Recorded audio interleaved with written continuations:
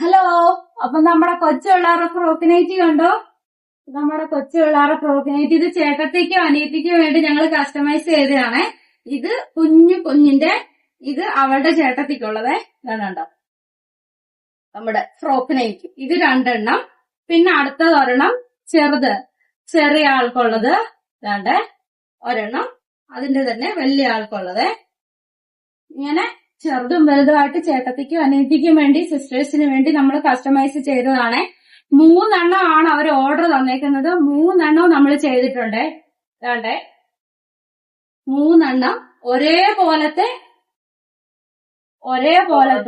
Material വെച്ചിട്ട് 3 frock nightie.